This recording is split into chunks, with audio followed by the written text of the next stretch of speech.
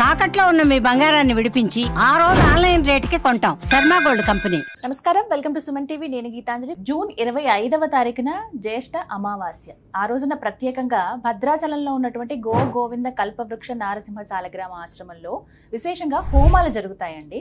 ఆ హోమంలో పాల్గొనాలనుకునే వాళ్ళకి కొన్ని ప్రత్యేకమైన నెంబర్స్ అనేవి నేను ఇస్తాను. వాటికి మీరు కాల్ చేసి కనుక్కోవచ్చు. అసలు ఆ హోమంలో ఎందుకు పాల్గొనాలి, ఎలాంటి కార్యక్రమాలు అక్కడ జరుగుతాయి, ఆ హోమంలో పాల్గొనడం వల్ల కలిగేటువంటి ఫలితాలు ఏమిటి తెలుసుకుందాం. మనతో పాటు ఉన్న ఆశ్రమ నిర్వాహకులు డాక్టర్ కృష్ణ చైతన్య స్వామి గురువు గారు, ప్రముఖ నృసింహ ఉపాసకులు వారితో మాట్లాడి వివరాలు తెలుసుకుందాం. గురుగారు నమస్తే అండి. నమస్కారం అమ్మా. అమావాస్య చాలా ప్రత్యేకం ఆశ్రమంలో. అయితే ఈసారి వచ్చేటువంటి ఈ జ్యేష్ఠ అమావాస్య విశేషాలు ఏంటో తెలియచేయండి. తప్పకుండా అమ్మా. అంటే సాధారణంగా మనం భద్రాచల దివ్యక్షేత్రంలో కల్పవృక్ష నరసింహ స్వామివారి యొక్క దివ్య సన్నిధిలో చాలా వైభవంగా అమావాస్య నాడు ప్రాతకాలంలో స్వామివారికి విశేషమైనటువంటి సుప్రభాత సేవ, అనంతరం గోపూజ, విశేషమైనటువంటి నవకలశ స్నపన తిరుమంజనం ఉంటున్నాం. అయిన తర్వాత మనం ఆ రోజు జరిగేటువంటి దాంట్లో మహాలక్ష్మి ఆరాధన, అంటే లక్ష్మీ ఆరాధన చేస్తే అత్యంత విశేషం అని చెప్తారు. అయితే ఈ జ్యేష్ఠ అమావాస్య వచ్చేటువంటి దాంట్లో ముందు రోజు ఇంకా విశేషంగా కృష్ణాంగారక చతుర్దశి, అంటే సాధారణంగా కృష్ణపక్షంలో వచ్చేటువంటి చతుర్దశి మంగళవారం రోజు కలిస్తే చాలా విశేషం అని చెప్పి మనకు పెద్దలు శాస్త్రం చెప్పి ఉంది. ఈ కృష్ణాంగారక చతుర్దశి ఈ నెల జూన్ 24వ తారీఖు ముందు రోజు మంగళవారం చాలా విశేషంగా, అంటే కుజుడికి సంబంధించినటువంటి ఆరాధన చేయడం ద్వారా విశేషమైనటువంటి ఫలితాలు వస్తాయి. కృష్ణాంగారక చతుర్దశి రోజు విశేషంగా కుజుడికి సంబంధించిన అంగారక ఆరాధన చేయాలి అని చెప్తారు.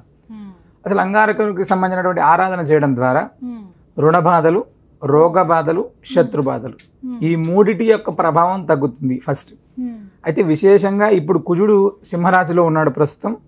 ఈ ప్రస్తుతం సింహరాశిలో ఉన్నటువంటి కుజుడిని విశేషంగా, అంటే కేతువుతో కూడా కలిసి ఉండడం వల్ల, అంటే మానసిక అశాంతి ఉండేటువంటి వాళ్ళు, ఇది ప్రస్తుతం చూస్తున్నాం, మనం విపత్తులు చూస్తున్నాం. ఇలాంటి పరిస్థితులన్నీ కూడా తగ్గాలి అనేటువంటి సంకల్పంతో చాలా వైభవంగా మనం కృష్ణాంగారక చతుర్దశి రోజు ప్రాతకాలను గోపూజ, అదేవిధంగా స్వామివారికి నవకలశ స్నపన తిరుమంజనం, విశేషంగా అంగారక హోమం చేస్తున్నామమ్మా.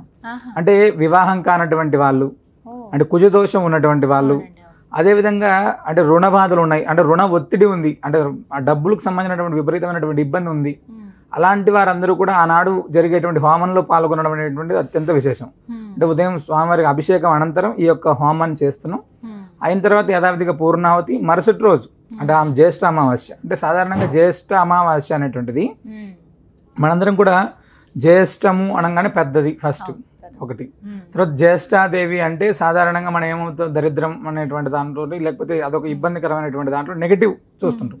దారిద్ర్యాలన్నింటినీ కూడా రూపం ఆపేటువంటి అమావాస్య జ్యేష్ఠ అమావాస్య. అంటే మన ఇంట్లో అసలు డబ్బే నిలబడట్లేదు, ఆర్థికంగా మనం స్థిరంగా లేము ఖచ్చితంగా అనుకునేటువంటి వాళ్ళు, మనం ఎంత కష్టపడినా కూడా అసలు మనం స్థిరంగా ఉండట్లేదు, మన యొక్క స్థితిగతులు కావచ్చు, ఉన్నతి కావచ్చు, ఇవన్నీ కూడా. అలాంటి వాళ్ళు ఎవరైనా సరే ఈ జ్యేష్ఠ అమావాస్య నాడు అక్కడ జరిగేటువంటి హోమం అత్యంత విశేషం.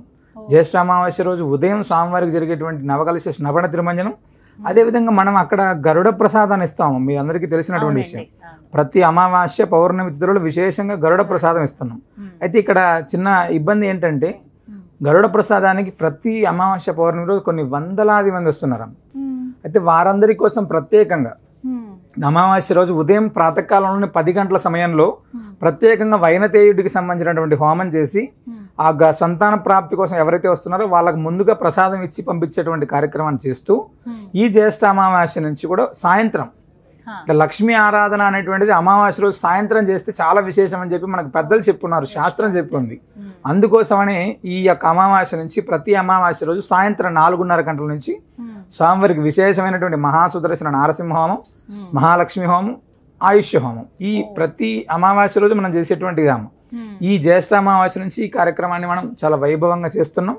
అంటే పాల్గొన్నటువంటి ప్రతి ఒక్కరికి మనం ఇప్పటిదాకా మేము చాలా అమావాస్యల్లో ఇక్కడికి వచ్చి దర్శనం చేసుకొని మళ్ళీ అమావాస్య దర్శనానికి వస్తుంటారు కదా, వాళ్ళని అడుగుతుంటాం అసలు ఏంటి ఎలా ఉంది మీకంటే, అక్కడ తీసేటువంటి దృష్టి సుదర్శన మంత్రాత్మకంగా అక్కడ దృష్టి తీసేటువంటి కార్యక్రమం మనం ఎక్కడ కూడా జరగనటువంటి విధంగా చాలా మంది వచ్చి, అంటే శరీరం బాగా ఇబ్బంది పడుతుంది, మాకు ఇంకా మా వల్ల కావట్లేదు ఆరోగ్యాన్ని విషయంలో, దృష్టి దోషాల విషయంలో, నరఘోష విషయంలో అనేటువంటి వాళ్ళు అక్కడ అమావాస్యలో దృష్టి తీయించుకొని వెళ్ళిన తర్వాత చాలా బాగున్నాం అని చెప్పేటువంటి వాళ్ళ సంఖ్య ప్రతి అమావాస్యకు పెరుగుతున్నాం.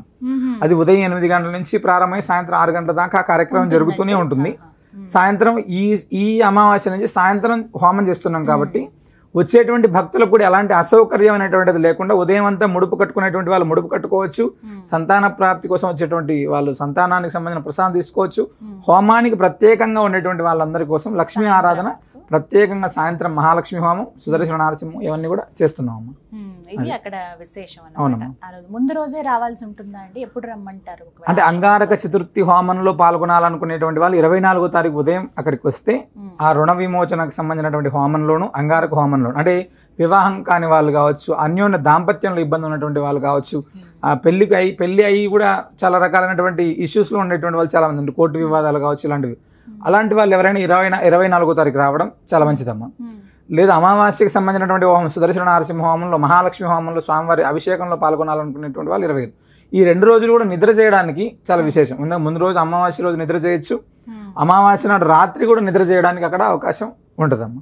అది అక్కడే నిద్రించే అవకాశం కూడా. అవునమ్మా. చాలా మంది భక్తులు అమావాస్యకని ప్రత్యేకంగా వస్తారు కదా. అవునమ్మా, చాలా అంటే ఎక్కడెక్కడో ప్రాంతాల నుంచి ప్రత్యేకంగా ఆ రోజు ముడుపు కట్టుకోవడం కోసమే చాలా మంది వచ్చి స్వామివారి ముందు రోజు రాత్రి నిద్ర చేసి గోదావరి స్నానం చేసి వచ్చి స్వామివారి సన్నిధిలో ముడుపు కట్టుకొని తీర్థం తీసుకొని వెళ్ళేటువంటి వాళ్ళు. ఎందుకంటే నృసింహ రక్ష కావచ్చు, అభిషేకం తీర్థం తీసుకోవాలి మేము ఆ రోజు, దృష్టి తీసేటువంటి దాంట్లో మేము పాల్గొనాలి అనుకునేటువంటి వాళ్ళు చాలా మంది అమ్మ. కల్పవృక్ష నరసింహస్వామి వారు అమావాస్య నాడు అత్యంత వైభవంగా అనుగ్రహిస్తారు అని చెప్పడానికి అమావాస్య జరిగేటువంటి హోమం అద్భుతం, చాలా అత్యద్భుతంగా ఉంటుంది అక్కడ. అవును. అయితే ముడుపులు ప్రత్యేకం కదండి ఎప్పుడు కూడాను. అయితే చాలా మందికి సందేహం ఏంటంటే ఆ రోజే కట్టాలా లేకపోతే తర్వాత ఎప్పుడైనా కట్టవచ్చా, అంటే అమావాస్య రోజు కదా ఆ రోజు ముడుపు కట్టొచ్చా అని అడుగుతుంటారు, అదొక సందేహం. అమ్మా అంటే గతంలో కూడా మేము చాలా మంది భక్తులకు చెప్తూనే ఉన్నాం, 365 రోజులు ముడుపు కట్టుతూనే ఉండొచ్చు. ఫస్ట్ అమావాస్య నాడు జరిగేటువంటి హోమాన్ని దర్శించుకోవడానికి చాలా మంది వస్తారు కాబట్టి ఆనాడు ఎక్కువ విశేషం. సాధారణంగా స్వామివారికి అభిషేకం ఉంటుంది, గోపూజ ఉంటుంది, అదేవిధంగా శ్రీ మహాలక్ష్మి హోమం ఉంటుంది, సుదర్శన నరసింహ హోమం ఉంటుంది. అంటే ప్రతిదీ ఆ రోజు జరుగుతుంది.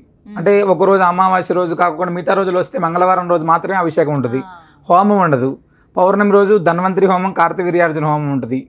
ఇలా ఒక్కొక్కటి రిలేషన్ ఉంటుంది. కాబట్టి అమావాస్య నాడు ఎక్కువ మంది ఎందుకు వస్తారంటే అంటే ప్రతిదీ చూడొచ్చు మనం. గోపూజ దగ్గర నుంచి స్వామివారి అభిషేకం, హోమం, దృష్టి తీసేటువంటి కార్యక్రమం, సంతానానికి సంబంధించినటువంటి ప్రసాదం, అంటే ఈచ్ అండ్ ఎవ్రీథింగ్ అన్నీ అక్కడ ఉంటాయి ఆ రోజు. కాబట్టి ఆనాడు ఎక్కువ మంది వస్తారు. స్వామివారి వైభవం చాలా, అంటే అంతమందిని చూడంగానే ఒక రకమైనటువంటి ఆధ్యాత్మిక భావన ఇంకా పెరుగుతూ ఉంటుందమ్మా.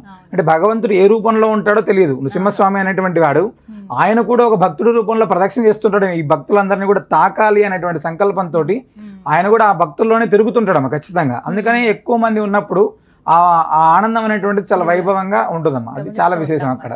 ఎందుకంటే స్వామిని మేము చెప్పేటువంటి విషయం ఏంటంటే అక్కడ ఉండేటువంటి ఆధ్యాత్మిక భావన, మీరు కొద్దిసేపు స్వామివారి పైన నిశ్చలమైనటువంటి మనసు పెట్టుకొని నృసింహస్వామివారికి సంబంధించినటువంటి మూలమంత్రాన్ని అక్కడ కూర్చొని ధ్యానం చేస్తే స్వామి స్పర్శ ఖచ్చితంగా కల్పవృక్ష నరసింహస్వామి స్పర్శ తగులుతుంది.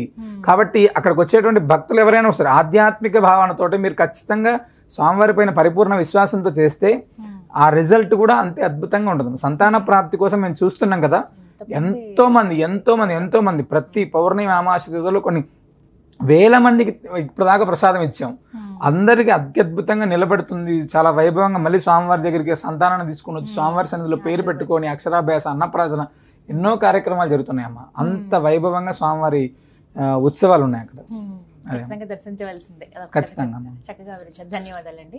విన్నారు కదా, అమావాస్య 25వ తారీఖు అండి. అయితే ముందు రోజు కృష్ణాంగారక చతుర్దశి. అప్పులకి సంబంధించి రుణ బాధలు ఎవరికైతే ఉన్నాయో వారికి ప్రత్యేకంగా అక్కడ హోమం చేయడం జరుగుతుంది. ముందు రోజు కూడా వెళ్ళొచ్చు. అలాగే మీరు ఒక రోజు ఉండగలిగితే కనుక అక్కడ మీకు అక్కడ అవకాశం ఉంటుంది. అకామిడేషన్ కానీ అన్ని ఏమి ఇబ్బంది ఉండదు. భోజనానికి అయితే అస్సలు ఇబ్బంది ఉండదు. ఎందుకంటే నిత్యం అన్నదానం అనేది నృసింహ సేవా వాహిని తరపున జరుగుతూనే ఉంటుంది. కాబట్టి మీరు కుటుంబ పరంగా వెళ్ళినా లేదు ఒక్కరుగా వెళ్ళినా ఇద్దరుగా వెళ్ళినా ఎలాంటి ఇబ్బంది అయితే ఉండదని చెప్తున్నారు. ఇక 25వ తారీఖున జరిగేటువంటి హోమం అనేది ఇప్పటి వరకు కూడా ఉదయం పూట చేయటం జరిగింది. అయితే భక్తులు ఎక్కువ మంది రావటము వాళ్ళ సౌకర్యం దృష్ట్యా, అలాగే ఇంకా కార్యక్రమాలు చేస్తే బాగుంటుంది, స్వామివారి అనుగ్రహం ఇంకా ఎక్కువ మంది పొందితే బాగుంటుందనే ఉద్దేశంతో ముడుపులు కట్టడం కావచ్చు, అలాగే గరుడ ప్రసాదం ఎవరైతే తీసుకుంటారో వాళ్ళందరూ కూడా ఉదయం పూట తీసుకోవచ్చు. ఎవరైతే హోమంలో ఉండాలి, హోమంలో మేము పాల్గొనాలి అనుకుంటారో సాయంత్రం పూట లక్ష్మీ హోమం నిర్వహిస్తారండి.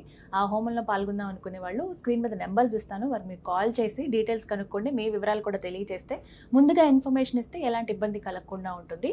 ఇంకా సౌకర్యాలు కూడా ఎలాంటి ప్రాబ్లం లేకుండా అవన్నీ చూసుకోవడానికి కాస్త అవకాశం ఉంటుంది. దాంతోపాటుగా ఆ రోజున ముడుపులు కూడా కట్టే వాళ్ళు చాలామంది ఉంటారు. కాబట్టి అమావాస్య కదా అని ఏమి మీరు భ్రమ చెందకుండా ఆ రోజు కట్టొచ్చా లేదా అనేది గురువుగారు అప్పటికే సందేహం ఎన్నోసార్లు తీర్చారు. ఎప్పుడైనా సరే కట్టొచ్చు, కానీ ఇప్పటి వరకు దర్శించిన వాళ్ళు ఎవరైతే ఉన్నారో ఇది మంచి సందర్భం అనుకుని 2 రోజుల పాటు, ఒకటి కృష్ణాంగారక చతుర్దశి అలాగే అమావాస్య 2 వెంటనే వచ్చాయి కాబట్టి మంగళ బుధవారాల్లో గనక మీరు వెళ్ళి స్వామివారి దర్శించుకోండి, స్వామివారి అనుగ్రహాన్ని పొందుతారని కోరుకుంటున్నాను. నమస్తే.